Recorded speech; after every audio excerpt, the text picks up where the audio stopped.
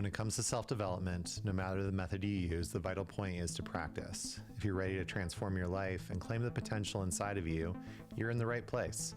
Welcome back to The Vital Point. I'm your host, Jonathan Schechter. As a transformation coach and breathwork facilitator, I'm invested in making the dynamic landscape of personal evolution accessible.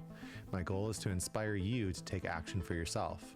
You have the capacity to evolve and bring your intentions and dreams into the world, and there's never been more access to so many incredible modalities that can help you on your journey.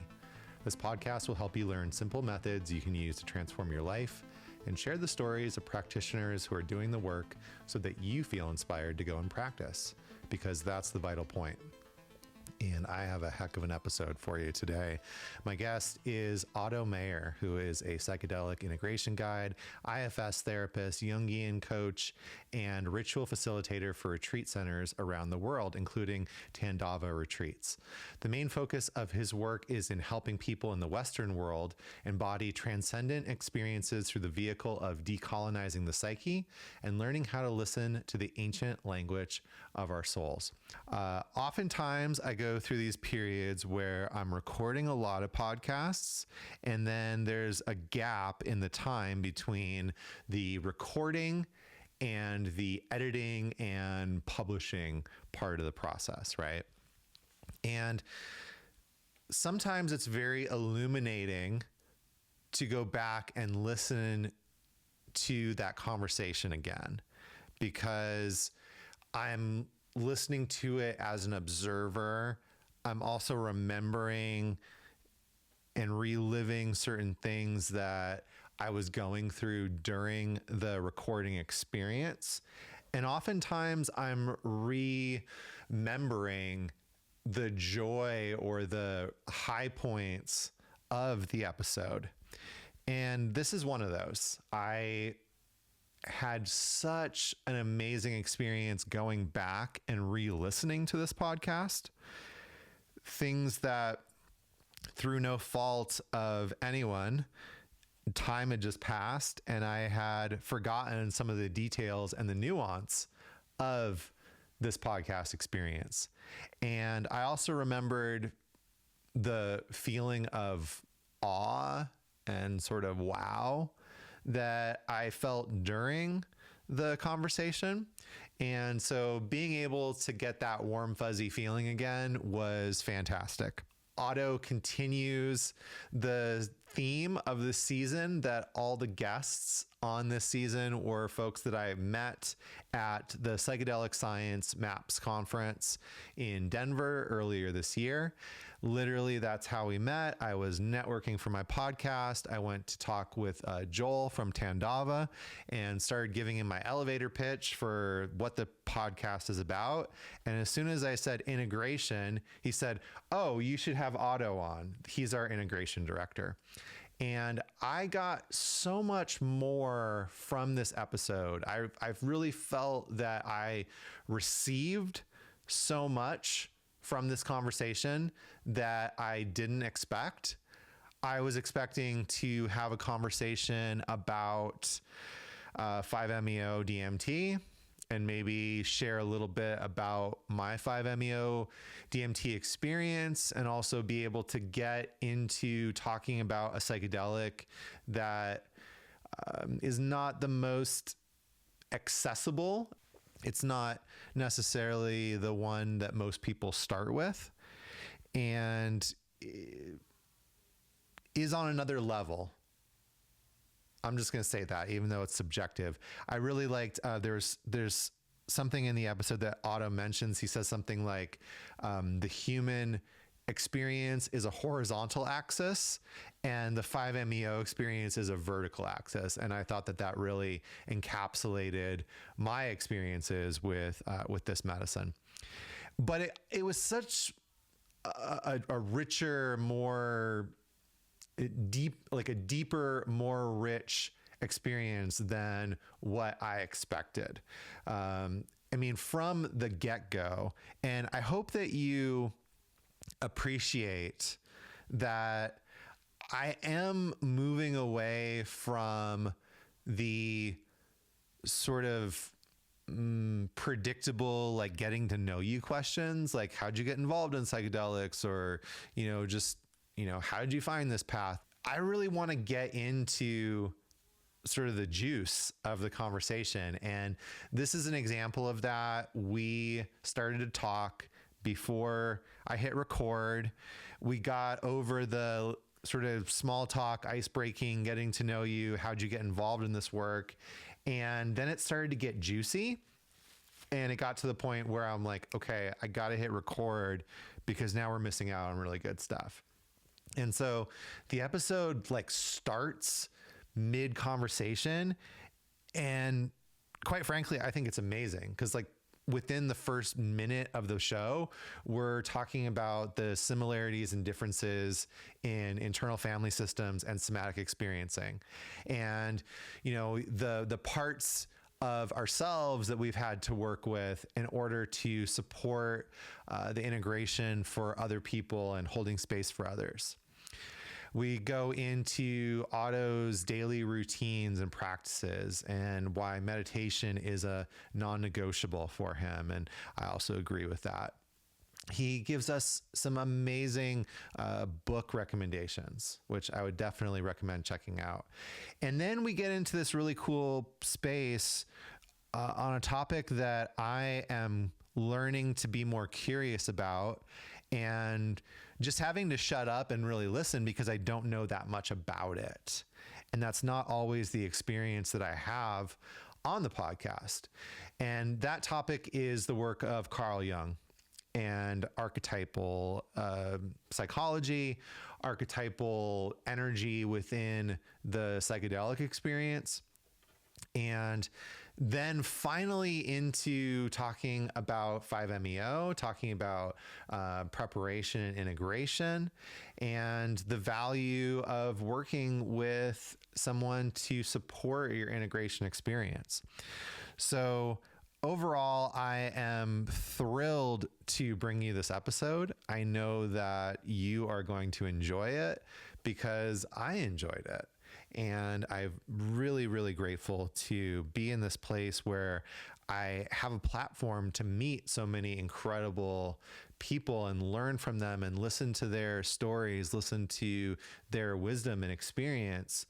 And I really walked away from this with that feeling, and then listening back to it to get this ready for posting was somewhat reliving that experience. And so I'm just super, super grateful to be in this position, to be able to share this with you.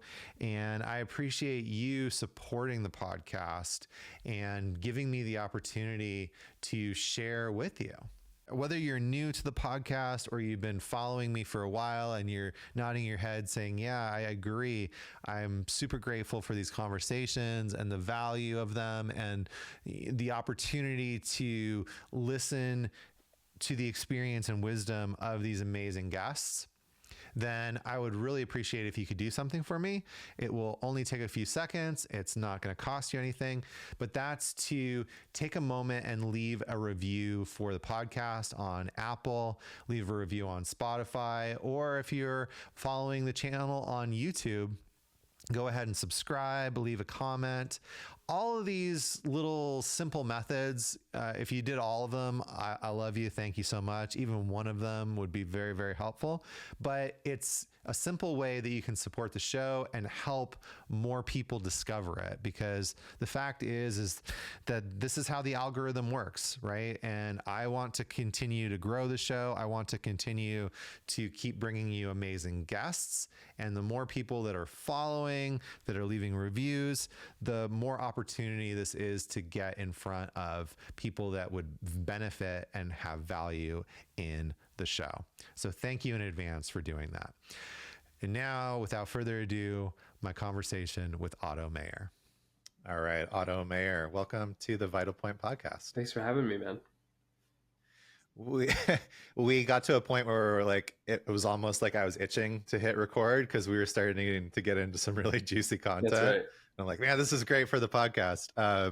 So yeah, just to sort of pick up where we were talking, we found a really interesting place between somatic experiencing and internal family systems. And I was just sharing how excited I was that you to learn that you were doing IFS, and that you were interested in doing an IFS practice on the show.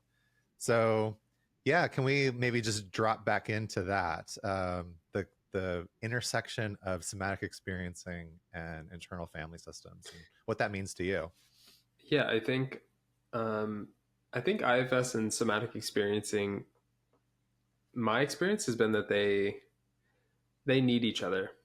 So IFS has a um, certain qualities and questions that can illuminate or shed light on maybe even visual components of our internal experience. And the somatic experiencing has such a slow wisdom that really gets into like the qualitative little nuanced details of a moment that we would just, or a feeling or something we would just overlook and go to the next movement. And I feel that I mean, trauma informed, I think is a really, well, obviously is a very popular term, but SE and IFS I find have the most practical frameworks for how to approach that trauma informed space, but they do it in such a graceful, simple, smooth way that I think they really, SC and IFS are almost the same thing, approached from, one is coming top down, the other's going bottom up. They use certain different languages, like I know in SC, uncoupling or overcoupled coupling is a word that's used a lot. IFS, it's blended, unblending. I like the word braided. Braided's my favorite. Like, oh, it sounds like these two things are braided here. Like, how does that feel? You know, sensory wise. And yeah, I think I would love to see a training where they like coexist together, because I personally find that when I'm in an experience with a client, I find that they end up weaving together seamlessly. And there isn't this like hard moment where I'm like, oh, now we're doing IFS or now we're doing SE. It's like, um, yeah, they really kind of nurture each other, I find. I agree 100%. Yeah. And there is something interesting that I've been going through with the somatic experiencing training itself, where sometimes I ask those questions of sort of integrating other modalities, like whether it's mind, like there's been so much in the last training I went to about the practice of orientation, right? Of really just allowing yourself to get curious about how you feel about your external environment so that you can feel safe to go inward and explore what's going on inside. And as they're sitting there explaining this and going through it and talking about it, I'm like, this sounds like mindfulness. And as soon as I like raised my hand and said, so tell me about this, because this is what's coming up for me, there was this almost like this rigidity of like, well, hold on a second. There's a lot of overlap, but we have to be really careful, and it's not exactly the same.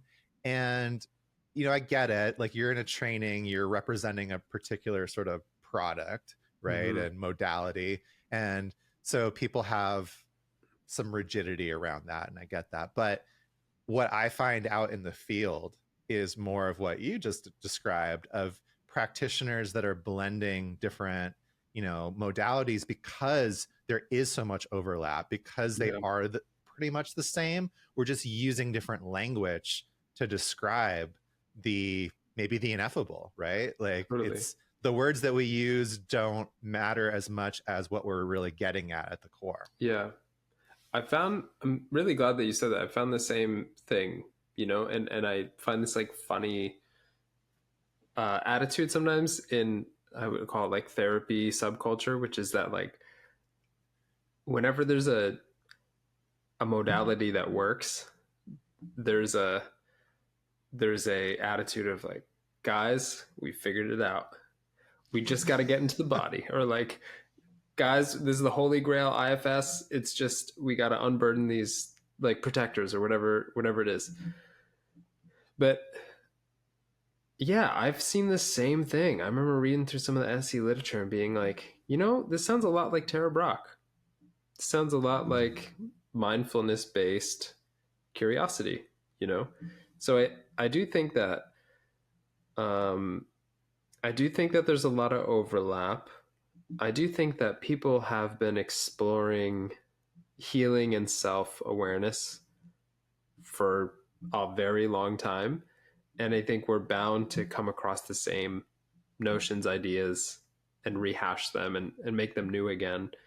And yeah, I just like the humility of like, yeah, maybe we haven't found the Holy Grail. Maybe we've just rediscovered something that has been around for a long time,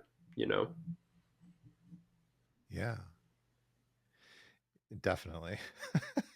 Well, what came up for me as you were sharing that was this experience I'm having currently with brain spotting, and like really being curious about that, and just having a very cursory understanding of it, but also having had an experience as sort of a client with it, and having that exact thought of like, oh, this is the answer. This is what's missing in my toolkit. Like if I could just go do this training, it's going to like enrich what I'm doing so much. And really picking up on this, like when I'm working with clients, watching when they start to track into the same place.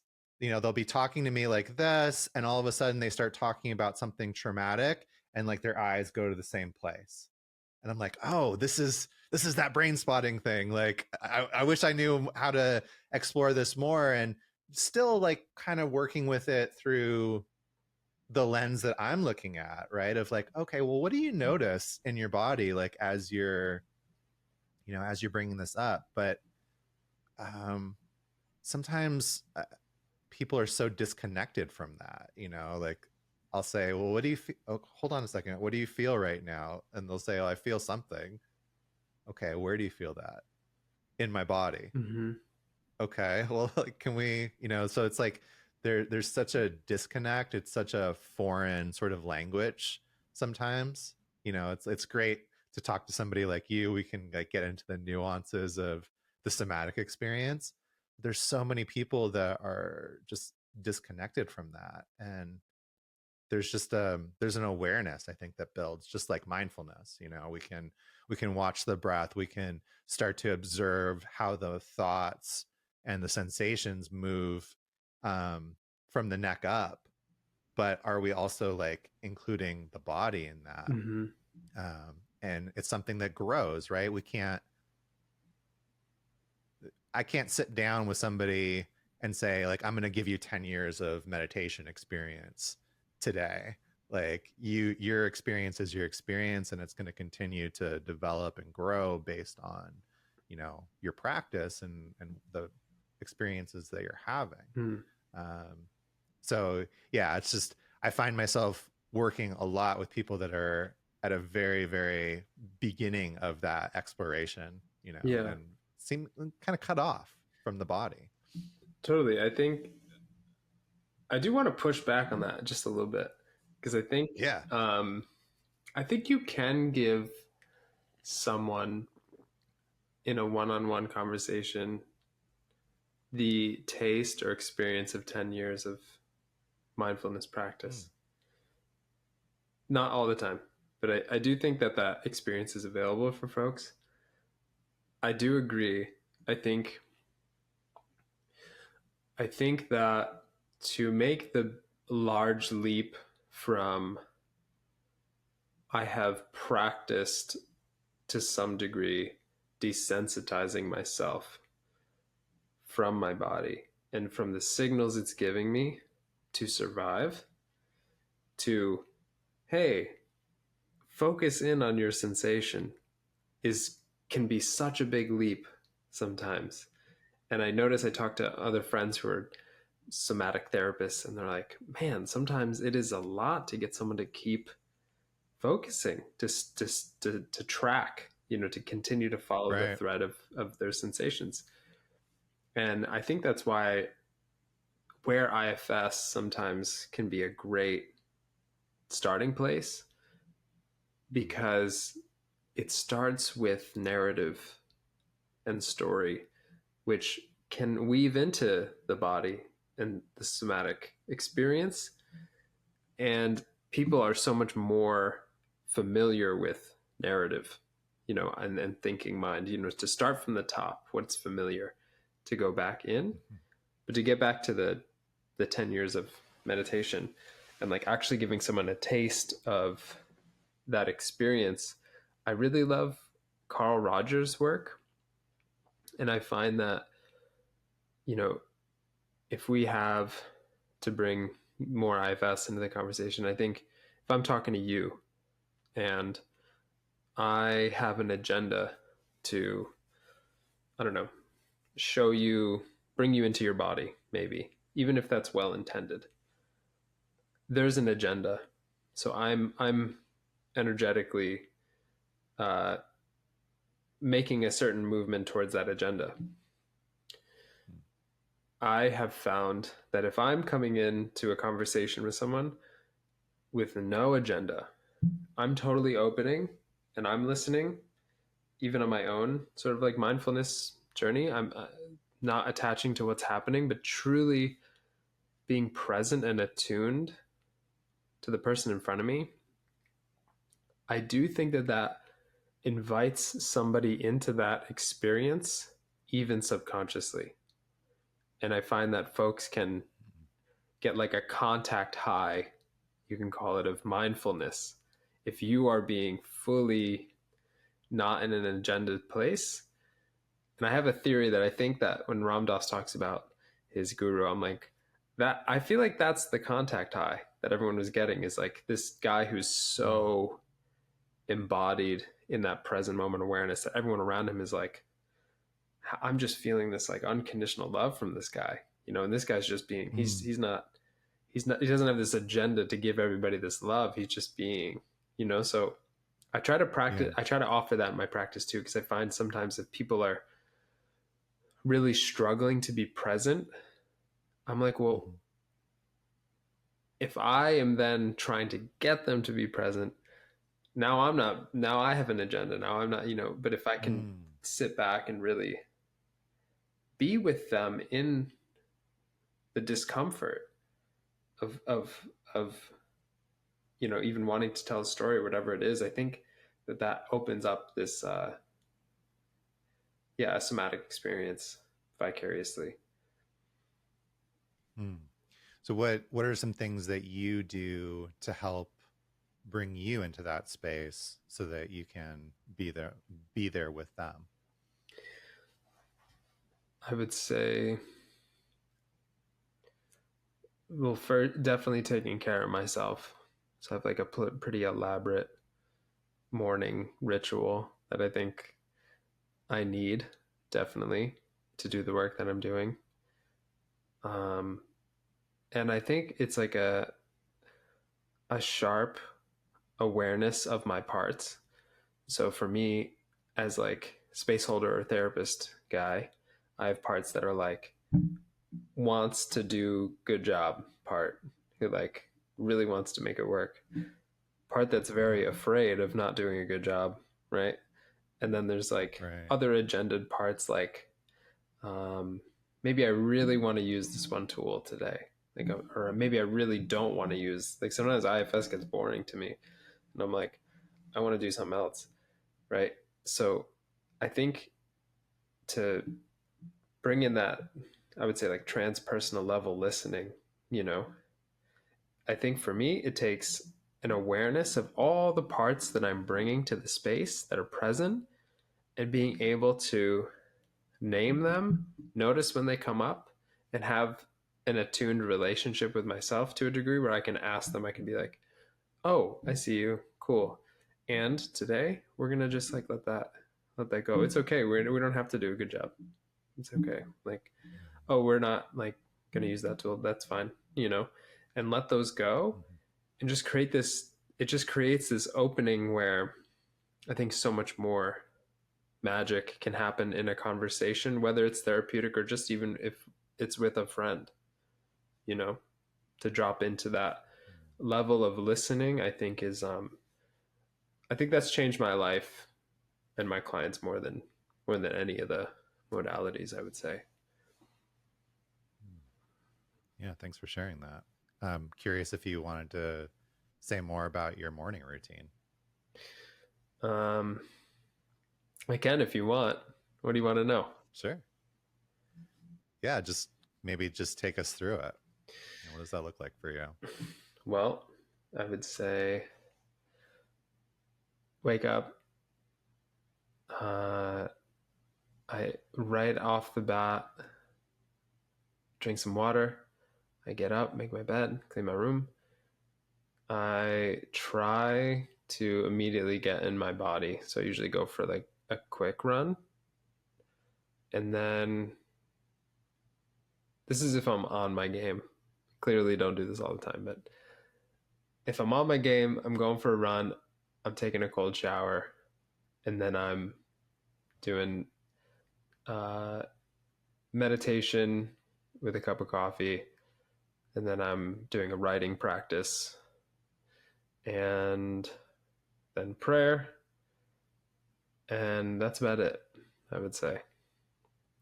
I would say on bad days, no matter what, I have to meditate. That is like the bread and butter. If I don't meditate, I don't know how people going through life without meditation. It's not like, hey guys, you should meditate. I'm like, right. I don't know what you're doing, but like I could not survive without it.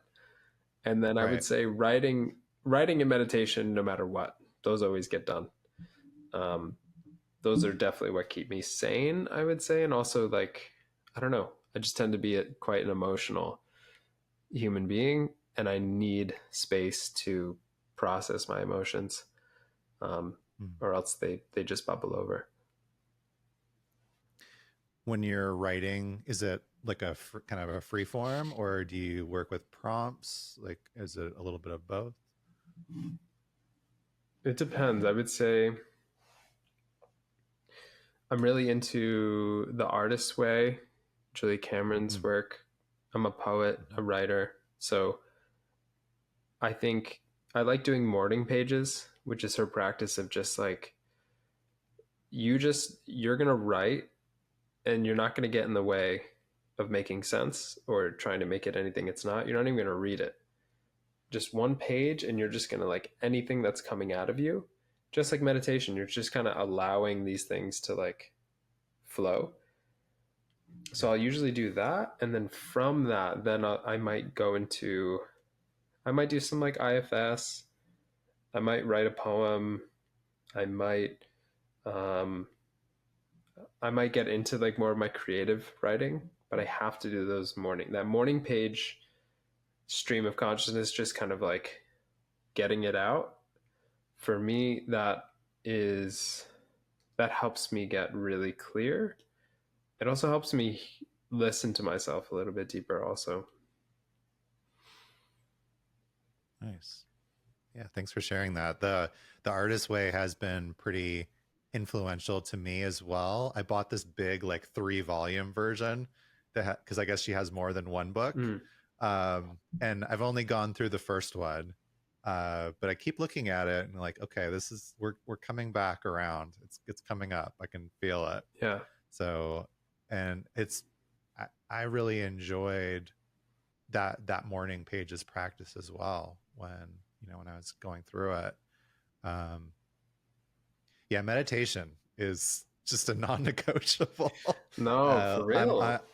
I agree with you. Like, I'm like, I start to fall apart. I can literally notice my brain getting squirrelier and more reactive and just less grounded and centered, and more reactive, I think is a great way to describe it. And just like what you're saying, when you're sitting with a client and you're able to have the awareness of these different parts and their needs and be able to communicate and stay in self, and present, that's what I start to notice starts to slip for me when the meditation isn't there. Yeah. You know, all of a sudden, like I start to lose that observer and like being able to observe and keep that witness of all these different parts coming up, all these different needs and insecurities or, you know, nuances of these different parts. And then boom, like something, you know, I react to something and we're just off to the races. So yeah, meditation, definitely non-negotiable. You're like, this awareness slips away. My whole life slips away if I'm not meditating. I'm like just running on autopilot. I feel like I'm just like putting my life on autopilot if I'm not meditating. Yeah.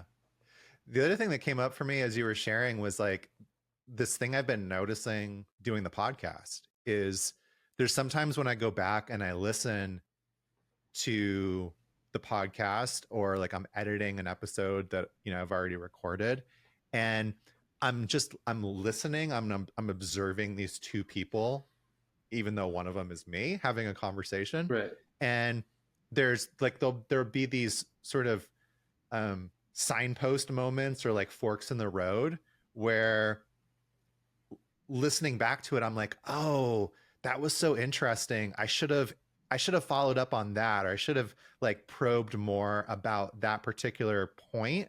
But I'm also sort of reliving the experience that I had. And sometimes I'm like, oh, see, I didn't ask that because I had an agenda there. There was a particular thought in mind that I was holding on to that I wanted to keep exploring or like go deeper with, or maybe I did even have like an agenda, like this is where I want to lead the conversation.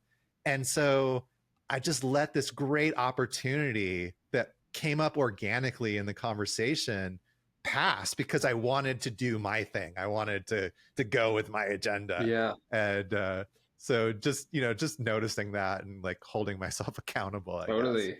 I'm so glad you brought that up too. Like brings up so much for me is like, I mean, I love Jungian psychology. I love James Hillman, all his work and all this kind of stuff. And it's where like a lot of passion for me is.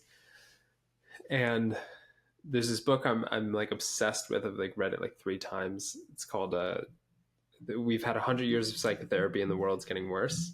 And it's this the book is a conversation between this journalist and this my favorite psychologist, James Hillman. And they're so witty and they're like sharp and they're just kind of like going back and forth and riffing about different notions in psychology. And he talks about how like this idea that he's like, there's me and then there's you and then there's the conversation. And we're here, what we're here for is not for me. We're not here for me or we're not here for you.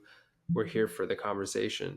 So that the conversation itself has its own energy, its own life force. Like there's this thing that's happening between us, you know. And they say the same can be said for therapy, that there's a dynamism that happens when a therapist and a client meets, and it's the third entity that is what's important. And we can totally get in the way of that third thing all the time if we have an agenda, if we're not listening, if we're, you know. And I think there is something like spontaneous and hermetic about that third element, because it's just like you got to be ready to like catch it as it's coming. And it's tough because you have to also be willing to let something go. I can tell you how many times I'm like talking to someone, I'm like, oh, that reminds me of, and they're still in the middle of something. And I'm like, I have to let this go because I'm just going to tune out from what they're saying. You know, if I'm not, if I'm like held on to like, I really want to talk about this thing, you know, and like, I love Hillman always talks in terms of mythology, and that would be like the realm of Hermes. I think Hermes will inspire and bring an idea, but he'll take it away as quick as he'll give it to you. So you got to be willing to like play his game a little bit. Totally. Yeah. There's times where like I'll make a note as somebody's talking, and by the time there's a pause, it just doesn't make sense to even come back to it. Right. Like the conversation's already gone. Exactly. It's moved in this other direction completely. And yeah. So besides from listening, what else fosters that attention and catching that third element? I would say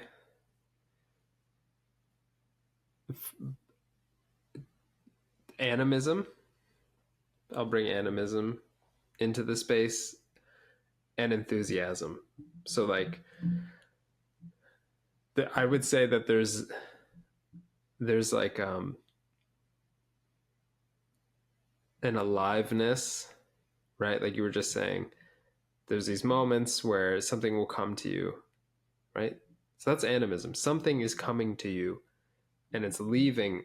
So this thing has its own accord, right? So like we can use science language to describe it. I like to think more in terms of relation and animism because for me it creates more relationship that's exciting.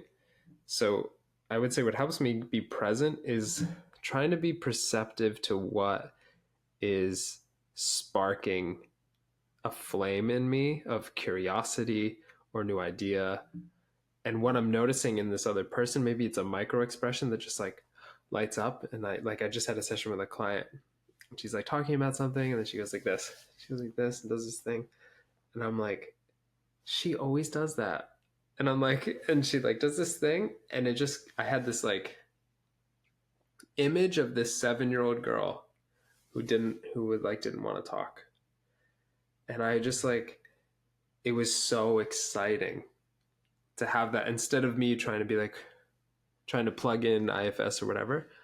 I just remember being like, seeing that. And I was like, hold on, like, how old do you feel right now when you do this? When you like, when you feel into like your arms and you go like this, how old do you feel? She was like 7. I was like, okay. And then it like sparked this. And for me, that was a moment that was not guided by me, that was guided by the aliveness of what was just in the room, right? And I would say what helps me get there is just the reward of how exciting that is when you've grabbed it. Like when you're like, oh no, we've touched the thing that's alive in the room between us. And that's like, it's alivening. It totally is. Totally. And I'm just kind of receiving that, just kind of taking it in, and I feel like you're speaking to something that is still very new to me. Like almost what's coming up for me is just like this, like being in this, like walking into this mansion, a really large house, and just exploring. And having these moments where, you know, like maybe you come into another room or you come around a corner and you realize, oh, wow, there's so much more space here. There's so much more than I thought there was.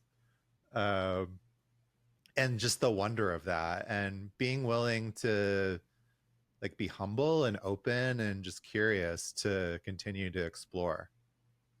So what attracted you to Hillman's work initially? Like what got you excited about him? I would say that same aliveness, you know, you can call it like life force or the muse, whatever. I don't, you know, that moment in the conversation where there's something alive in the room with you. I feel that, like we were talking about before we started the podcast, just you know, you had said that like a lot of your personal work led you to, you know, studying things that end up, you know, helping other people. I feel a lot of the stuff I've learned is just me trying to be like, I'm struggling and I need some answers, right? And very early on in my path, Jung's work really just sparked this this feeling in me that was very, very satisfying. It was really satisfying. I would say my like a deep need and desire for, I would say, a mix of philosophy, psychology, art, literature, story, and mysticism all kind of wrapped in one.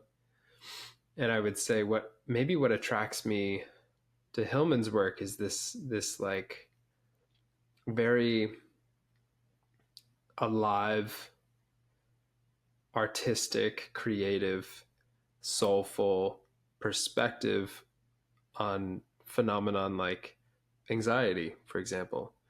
And he makes it into something animistic, something alive that has a soul and a story and a context, and you can bring literature into it and art and all this kind of stuff that makes it alive and human, where just straight psychology bores me.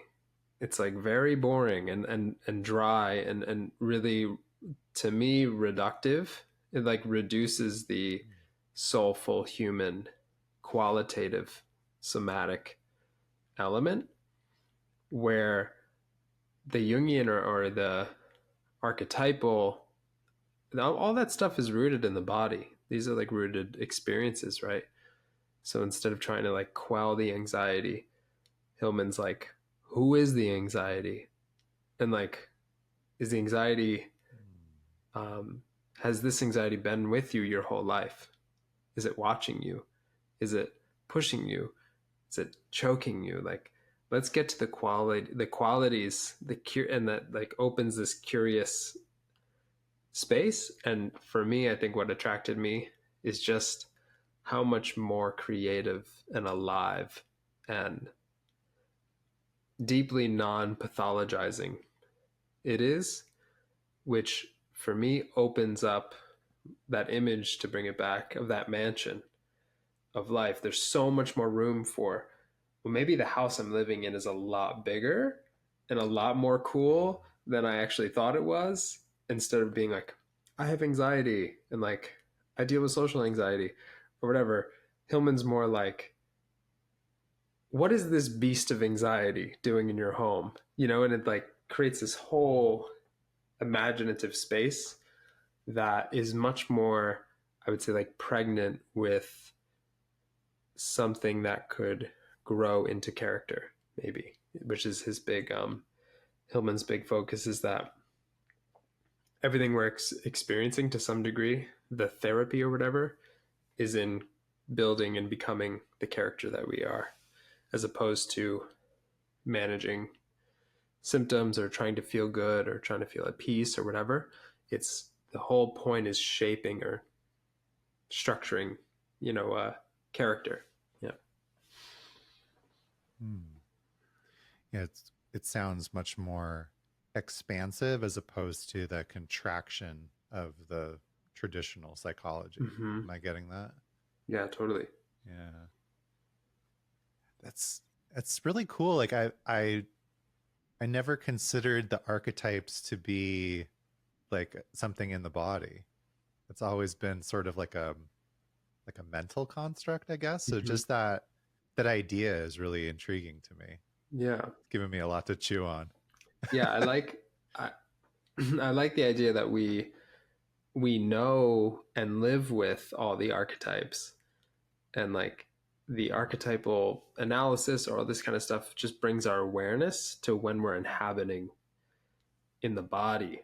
Like, I think dancers are people that know the archetypes probably the best, because they, I mean, from a lot of people, like even Marion Woodman's work was all, originally she was based in dance before psychology, and she has a lot of writing about looking at certain dancers and being like, who are they embodying? So like drama and dance, there's this instinctual movement that comes out of us, and she's like, well, who's that character that's coming out of you? And that's why I really like contact improv as a practice. It's like a improvisational dance with other people that's very, it's not a lot of structure to it. I've noticed that the characters or those archetypes just naturally come out, and it's so trippy to watch it happen. And you almost like fall into it. So I think that Yeah, I think myth and story and archetype, I think in the true sense is an instinctual sensory experience. And that's, I think, the somatic and the Jungian really meet um, organically, I think. Yeah. So do you think that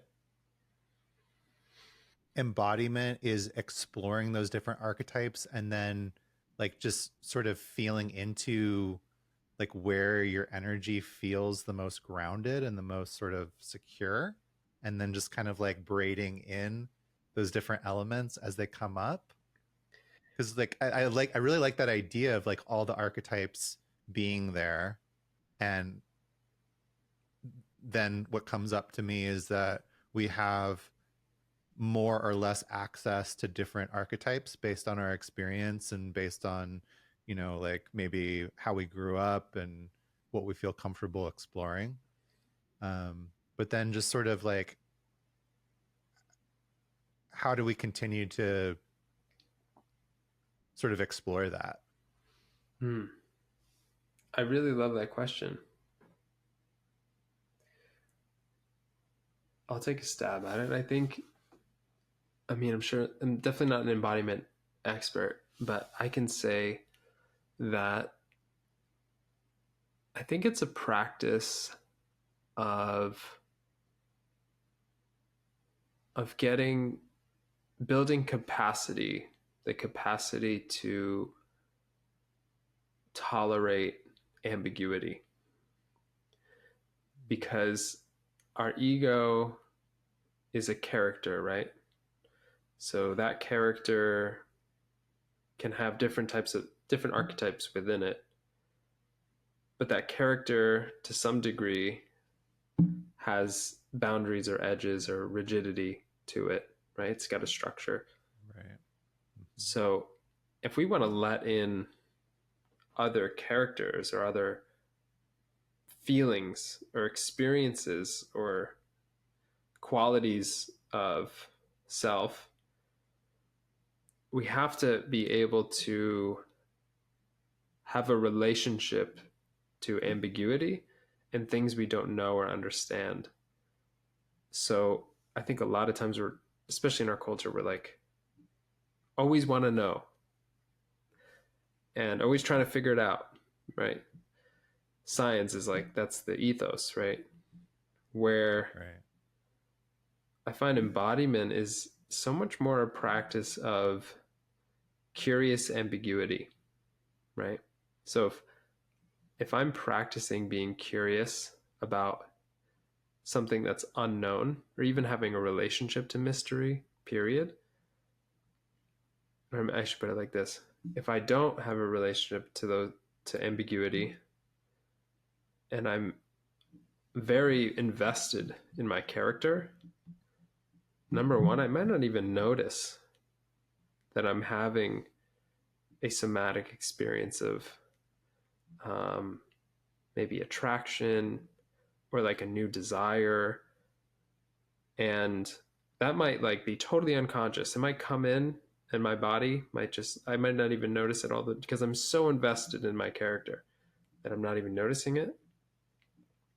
The other element of it is like, there might be a growing hostility towards the unknown, which I find can be true in a lot of folks, you know? So I think the place to start is to notice your relationship to the unknown and to ambiguity, because I think that is your relationship to the soul. That is your relationship to a lot of what's going on in the body.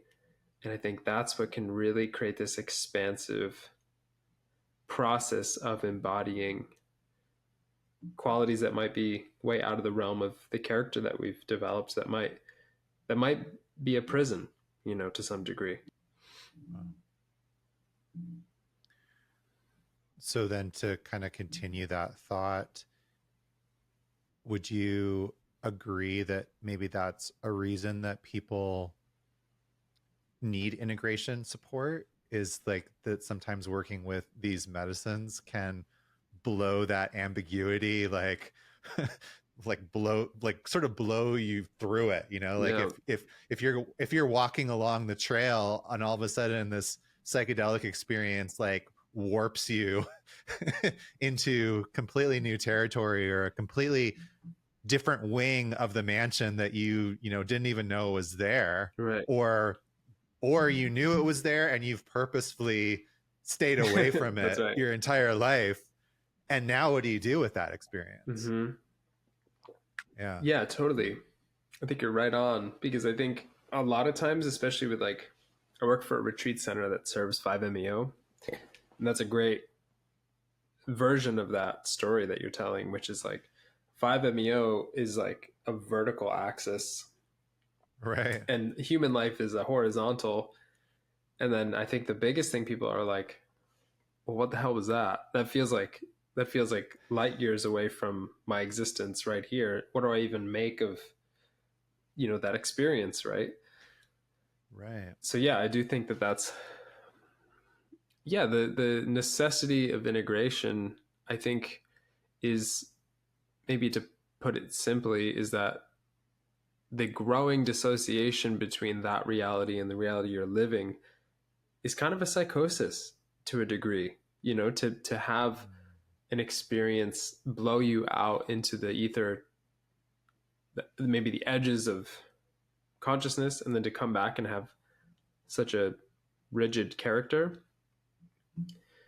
There's this book I really love by Ettinger. It's called Ego and Archetype. And he talks about how like the small self and the big self, or you could say like the personal me and like the collective humanity, or just being period life, have a relationship, and they're maybe constantly talking to each other. And Jungians believe that that relationship is largely happening unconsciously through dreams and those types of processes. But yeah, the notion is that that place that you went to in your psychedelic experience and where you are today, there's a relationship there. And integration, I think, is the true recognition and engagement with the fact that these two things are related, and they're maybe even relating to each other all the time. And if they feel totally alien to each other, that will create, yeah, a problem. That will create quite a bit of disarray, usually in the psyche and dreams and day-to-day life, maybe a growing sense of anxiety that wasn't there prior. So yeah, I think the necessity there to bridge that, for there to be a connection between those two worlds, I think is, yeah, quite natural and necessary.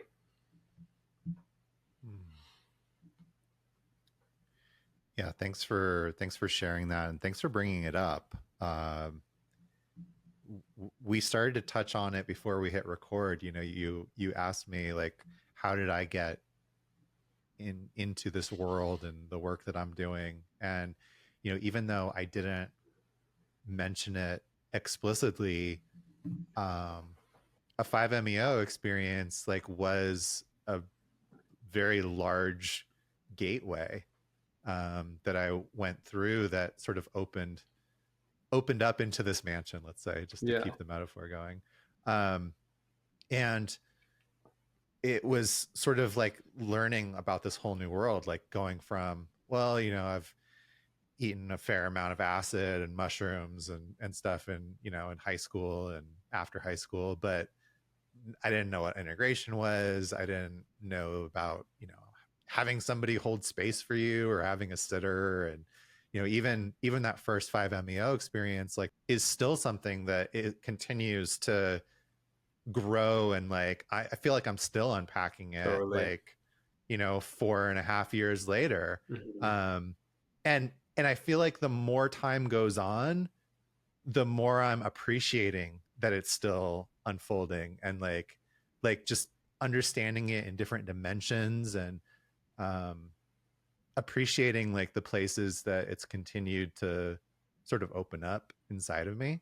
So I'm really grateful that you brought up the 5-MeO, because just, full transparency for the audience, like that was my initial curiosity with talking with Otto was, meeting him at the MAPS conference in Denver a few months ago. And, I was speaking with Joel, who is one of the people that runs the retreat center that Otto works at. And I was like, trying to give him my elevator pitch about like what the podcast is about. And he was like, "Oh, it's about integration. Well, you need to talk to Otto. He does all our integration. You really should talk with him." And I was like, "Okay, cool." And yeah, it just kind of took off from there of like my curiosity of like, oh yeah, this is definitely someone that I would love to chat with on the podcast. So how did you get involved with Tandava? Well, I'll start with how I got involved with Five, because Okay. I love what you said. Perfect. I think Five, the immensity of that experience cannot be understated. It really can't. Like you said, 4 years later, yeah, I believe you all day. It's not right. Not to, put medicines in hierarchies. Personally, ayahuasca is like my heart and soul. As far as immensity though, Five is do not play with Five. Ladies and gentlemen, like that is an experience that can leave an impression on you for a lifetime, for sure. No doubt about that. And for me, my first 5-MeO experience, I was very sensitive. I had done a month-long plant dieta in the Amazon, and then I was 2 months out. It was like quite a bit. I was landed, but I was still very sensitive. And I was served by someone who overdosed me tremendously. So gave me twice the normal dose of the strongest molecule that you could take. And that left a traumatic imprint on my nervous system, essentially, that actually got me into integration. So the work that I do, I was interested in it for sure, but I didn't have a necessity or a passion or a like soul for it until I got to a place where I needed integration and no one could help me. Everyone I was talking to, they didn't, Five wasn't this thing that was very popular at the time. And I was trying to explain to people the type of experience that I had, and they were like, yeah, sounds crazy, but like I can't, I don't really know what you're talking about, or I don't really know how to help you unpack that. And so it began this obsessive trying to help myself through what I experienced, and reading tons of Tibetan literature, yogic philosophy, somatic experiencing, doing all sorts of stuff. And unbeknownst to me, cultivated this tremendous toolbox for metabolizing that experience. And luckily, I got to work with it again and again in a safe way, the right doses, small steps up a ladder of small dose, handshake, hug, full release type situation. And so while I was doing that work, I worked for an integration school that was teaching. It was like a certification course for psychedelic integration coaching. And I was one of the teachers. I had met Victoria. She's one of the students. And then Victoria and Joelle, when they started Tandava, Victoria and I had great rapport and worked together for like over a year or so. So then they like were curious about the work I did. And then, so I was happy I got to get in on Tandava when they first started. And the thing that attracted me to working with Joelle and Victoria is that they have a retreat model in terms of integration that is unlike anything I've ever experienced, which is that if you're sitting for 5, you're sitting in the retreat, part of the package of what you're paying for is preparation and integration. So it's not an option. They don't make it an option, where every other retreat is this optional thing that you can do, which I think unconsciously is saying something like, you have a choice to do this. We value it, Right.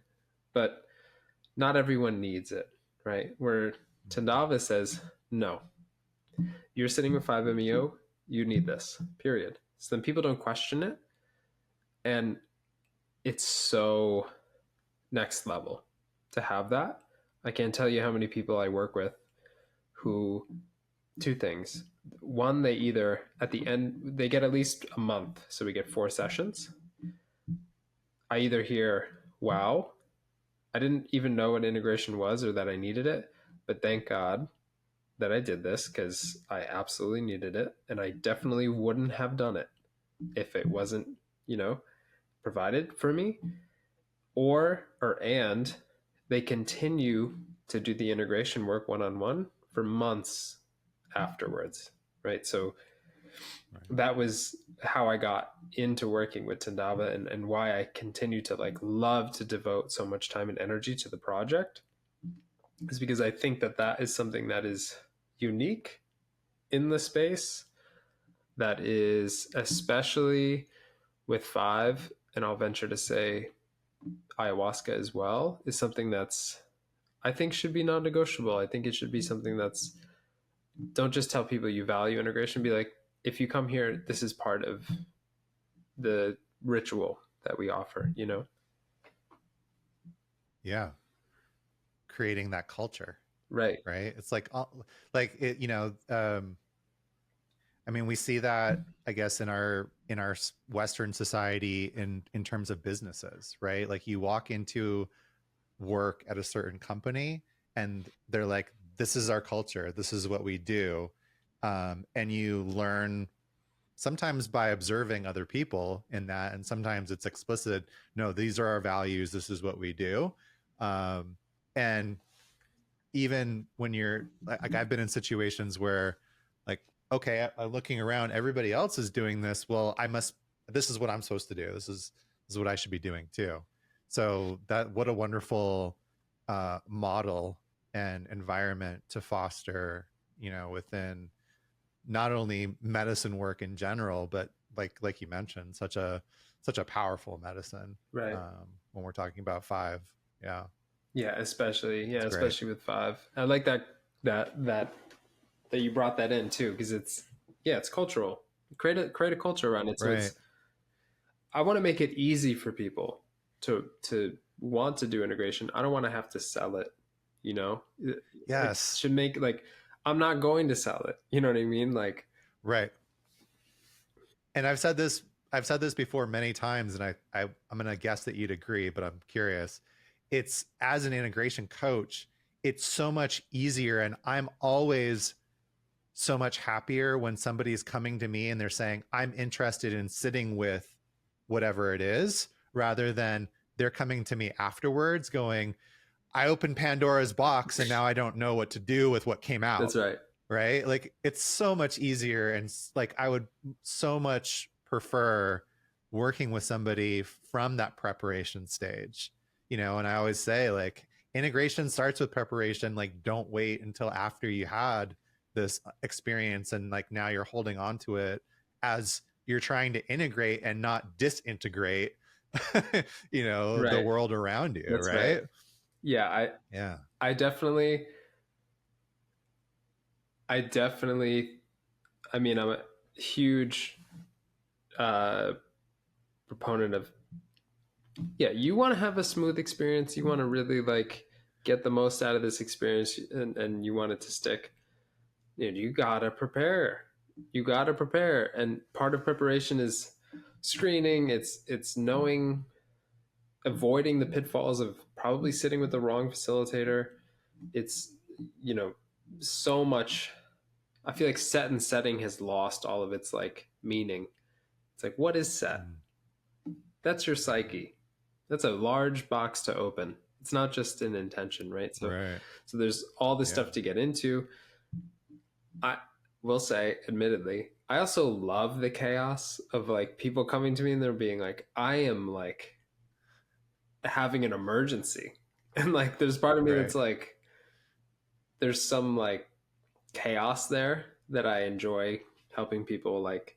So I think that's maybe why I love the work that I do, because I'm sure I think more people probably call me, and I'm curious for you, way more people in my inbox from my website are like, I'm falling apart, I Right. need some help, For right? sure. That's like 80-20. You know what I mean? Like, so Yeah. um which I think for a while I was like, man, people like integration, do the prep, all this kind of stuff. And now I'm like, this is cool. All right. Like Yeah. I've kind of like come to a place where now I'm like, I'm kind of appreciative of the fact that it's very hard to change. I struggle to Sure. change all the time. Right. It's hard. We are like rooted in our patterns and our habits and all this stuff. It is really quite a changing is hard. Yeah. What Right. I love about psychedelics is like psychedelics are like, you want to change, you're changing. And Yeah. as part of that chaos when people come and they're like, I'm a mess afterwards, is like, I find it's like your old way of being that has now left. And Yeah. now we have to change. And Yeah. so the one part of it is like it sucks because probably you're super dysregulated, and this is harder than it has to be because we didn't do the prep and all this stuff, and maybe there's a little bit of like backtracking that has to be done and all sorts of stuff to create safety. And the benefit is that your old coping mechanisms don't work anymore. What a Right. gift. Yeah. What a gift. It's like you pushed yourself off into the deep end, and there is a wisdom to the part of you that was like, you know what, you're probably not going to change unless we do this. So I think like Yeah. that is something I do really appreciate about that whole dynamic, is that I will say the folks who go through that process, if they engage in the integration, they get the help they need, it always ends with tremendous impact in their lives. Yeah. Yeah, definitely. There's definitely beauty in the breakdown and that situation. And, to relate to you and, my own experience, it's like both of what we've shared, right? Like we weren't doing preparation before those experiences, like necessarily. And so, yeah. So what that I think what you're speaking to is like that transmutation of all that chaos into something that's a little bit more ordered or a little bit more embodied, and like where that leads. And that's definitely a beautiful thing. Yeah, You know, uh, it sounds like your experience led you into the work that you're doing. My experience led me into the work that I'm doing. So that's that transmutation. And there is that, like what came up for me as you were describing sort of that, that free fall is like the tower energy, yeah, from tarot. The lightning has struck, you are in free fall. totally. You're probably freaking out a little bit because like lightning just struck the tower, and it's really really scary, and yet there's a beauty in the fact that you can't go back. There's a beauty in that free fall and like embracing it, and like not having the option of sort of contracting or surrendering like back into the familiar and the known. Totally. And like where that leads to is can be a really really incredibly beautiful space. I think it's the most important journey we can take as human beings, to be honest, is like the, I would call it the initiatory rite of passage that will happen again and again in our lives. It's not a one and done, which I was upset to find out about. Is that like it's not, you don't just go through one initiation then you're like, I did it.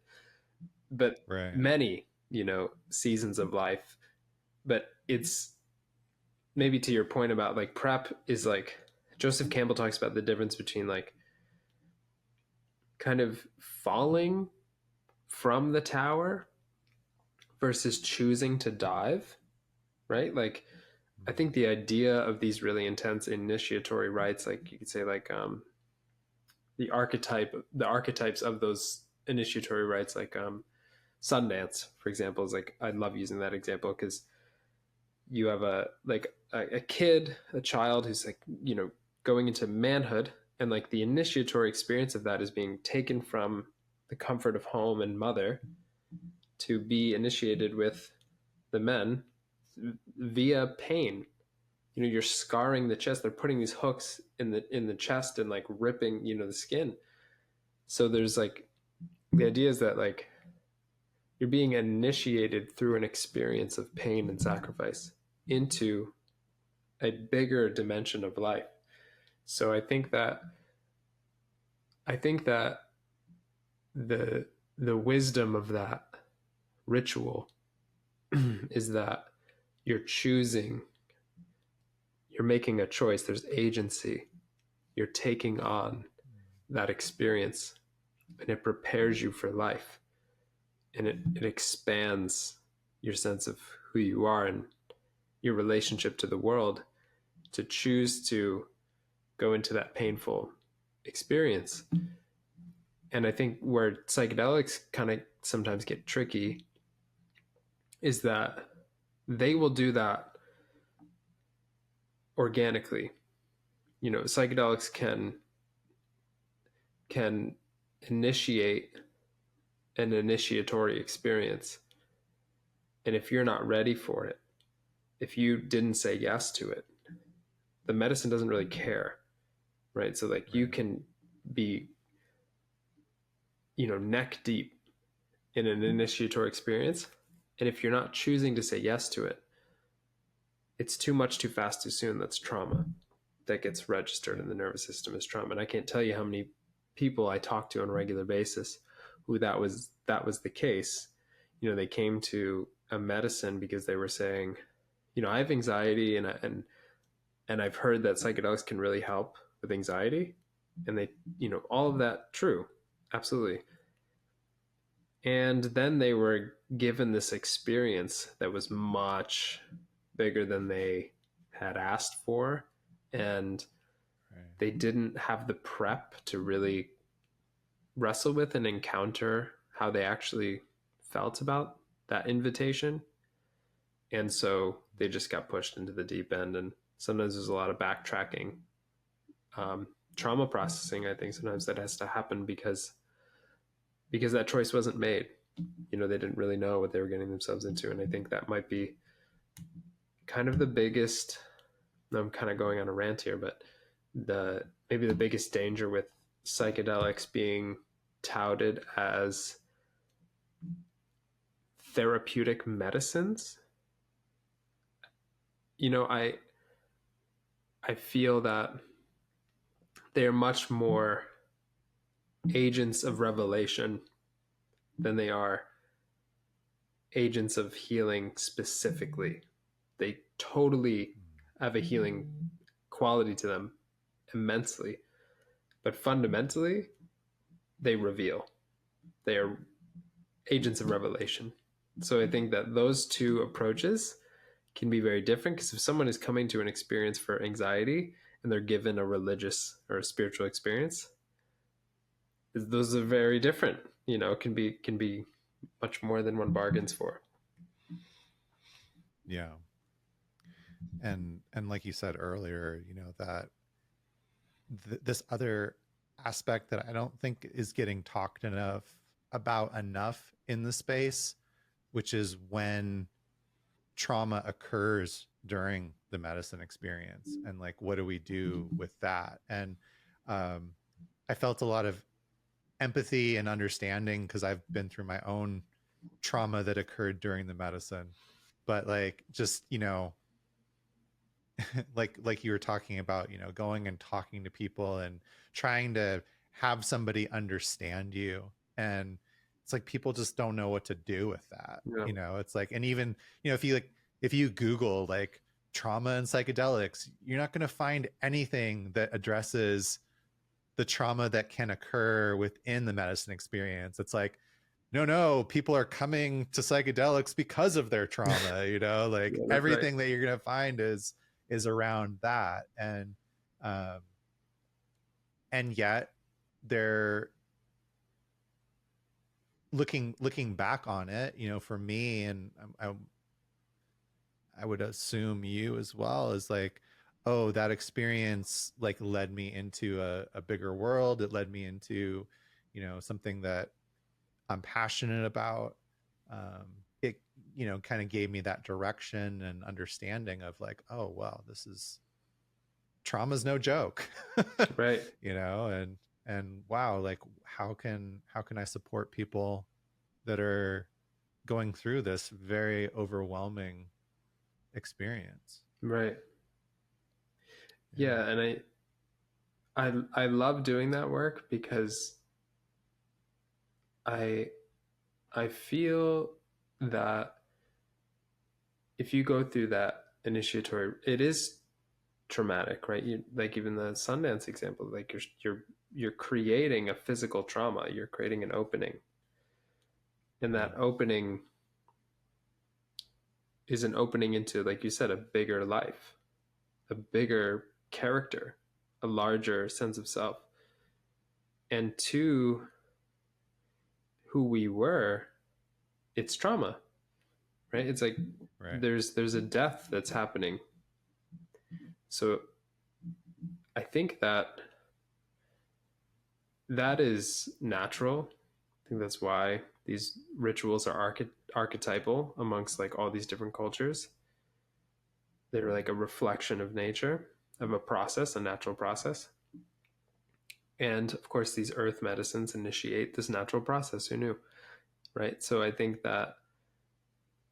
it's super helpful. What I've noticed is that sometimes the therapeutic language doesn't really create a big enough container to hold the, I would say, these experiences in terms of integration have expanded my personal cosmology, my relationship to the much bigger questions and context of my life.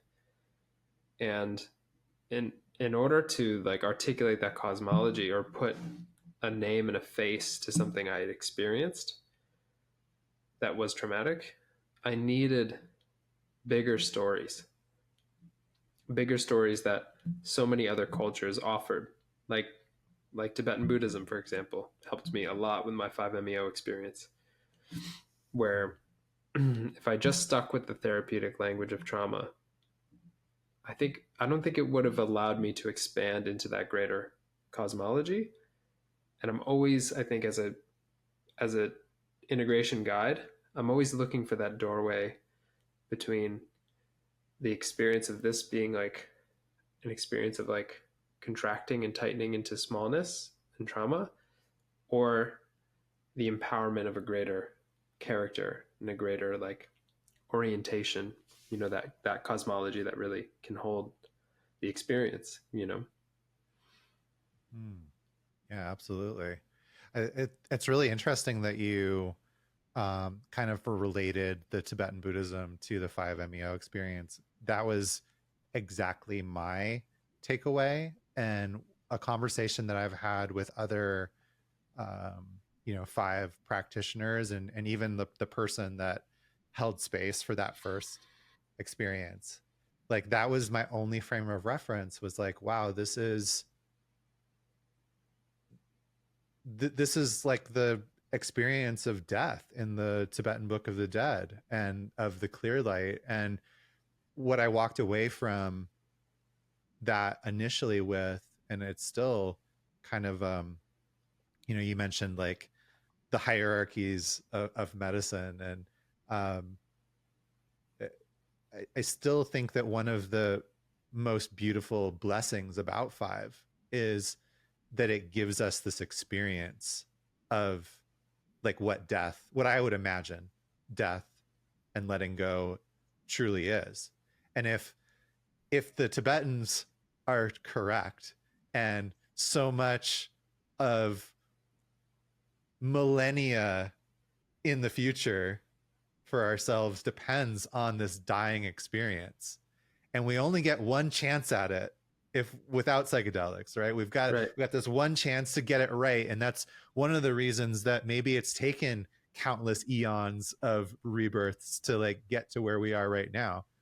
What a blessing to have these opportunities to practice. Dude, what a blessing. It's incredible. What an opportunity to like, right. And yeah, I think the Tibetan Book of the Dead, that and Aldous Huxley for me gave me a geography that I was like, finally, like that. Okay.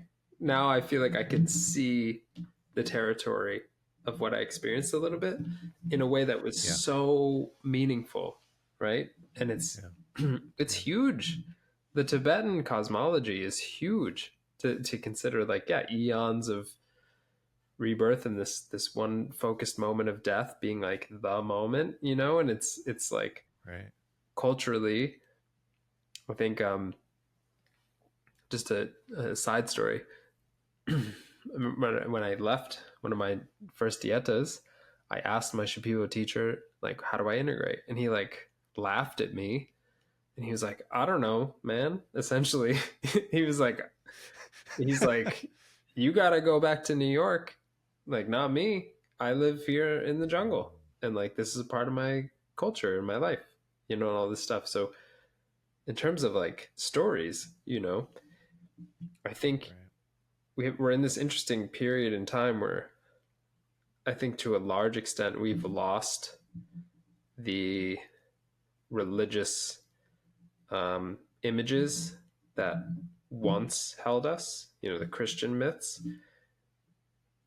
And we have this new substance, these substances that are bringing us this direct experience, but our cultural stories can't really hold them yet, right? We're in this like limbo in between figuring it out place. And yeah, I think the Tibetan stories, the myths, that was the first time that I finally had a container that I could pour the experience into. And like, that's what settled my nervous system. That's what helped me start to be able to actually metabolize, was the right story, you know, the right cosmology. And I think that's, to bring it back with archetypes, I think that's why stories are somatic.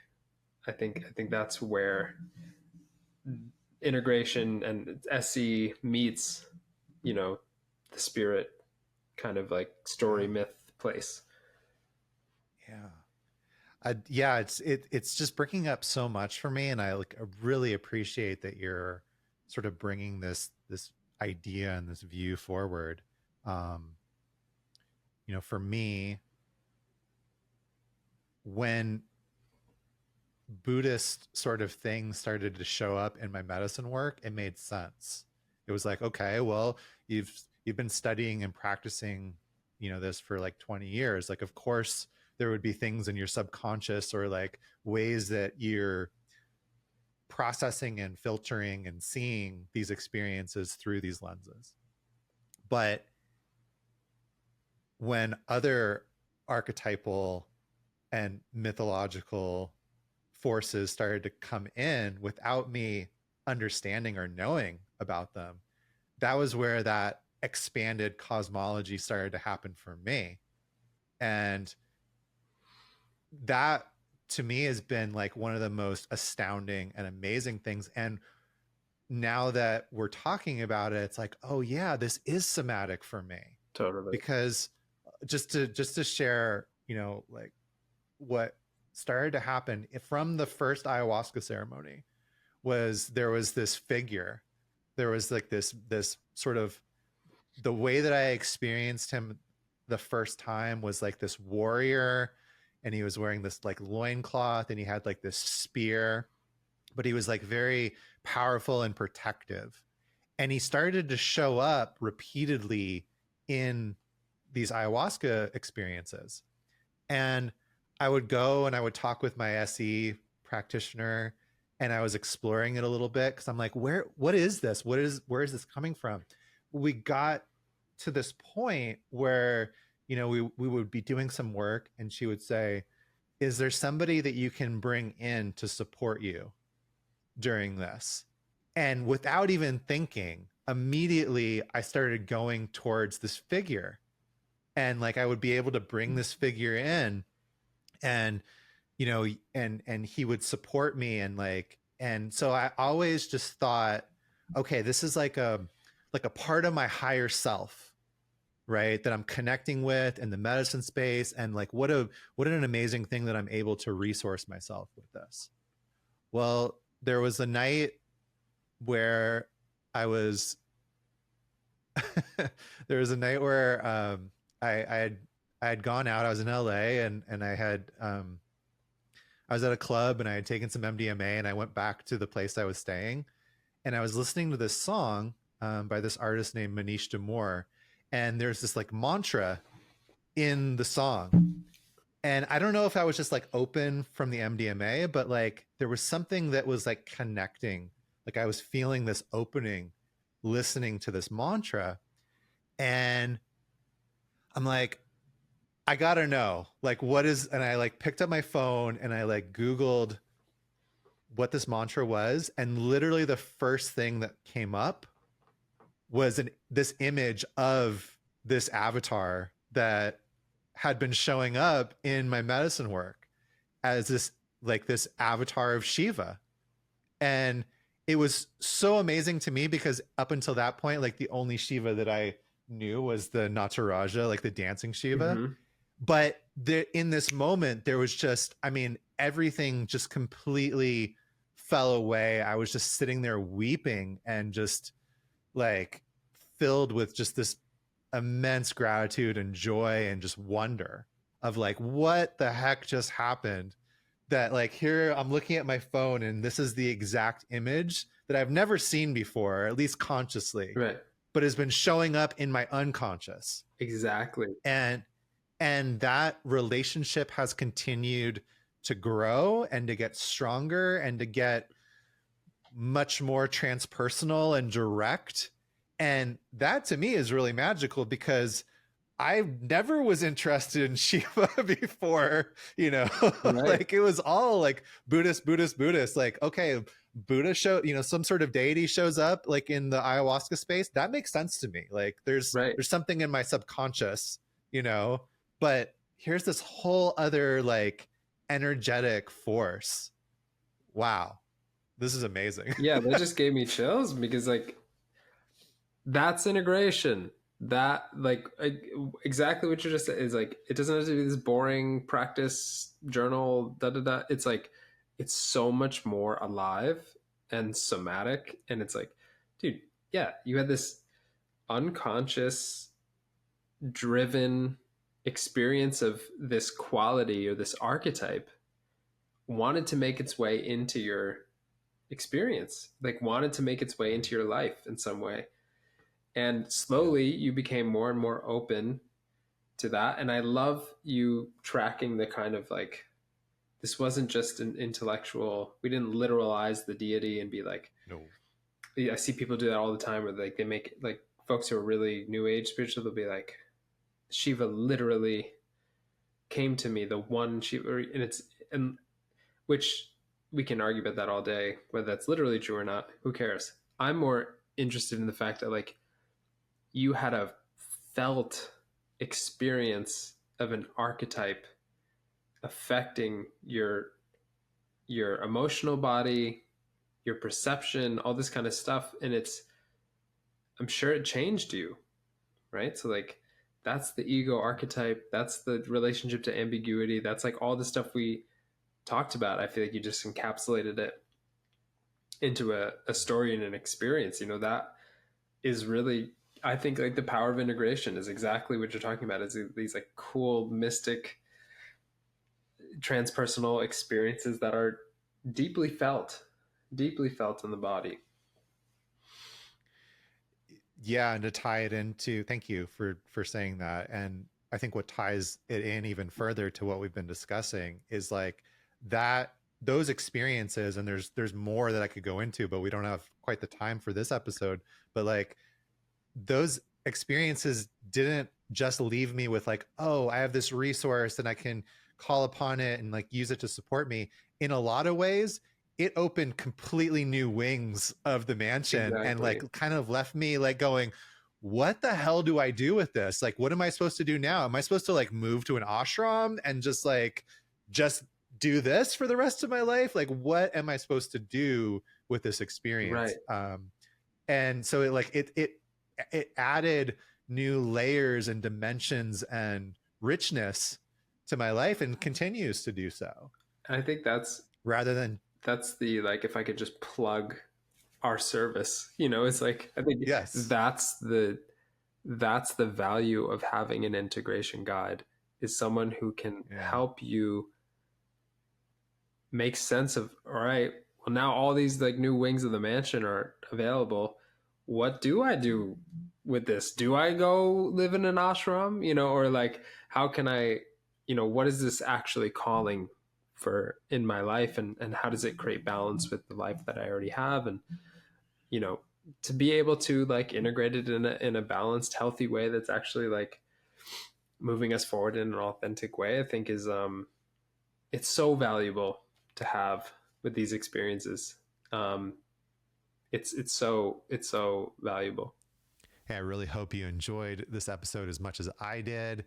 If you didn't already, go ahead and leave a review on whatever platform you are listening or watching the podcast on. I truly appreciate your support. Also, make sure that you sign up for my newsletter at bluemagicalchemy.com to be the first to get updates, exclusive content, and insights delivered straight to your inbox. This is another fantastic way to stay connected and keep the journey going. And when you sign up, I'll send you a free guide to using breathwork for integration as a way to show my gratitude for your support. If you are eager to dive a little bit deeper as far as transformation, integration, coaching, breathwork, or meditation, feel free to reach out to me through my website, bluemagicalchemy.com, or bluemagicalchemy@gmail.com to connect, set up a free discovery call, and talk about how I can support you in your work. Remember that it's not about the method you choose or the pace at which you travel. The vital point is to consistently show up for yourself and practice. As the saying goes, it's not the destination, but the journey that truly matters. And I am honored to be a part of yours. Please don't hesitate to reach out, connect, share your journey, the successes and the challenges alike. I'm just an email, DM, or review away. Thanks again for tuning in, and until our next episode, keep exploring, keep growing, and above all, keep practicing, because that's the vital point.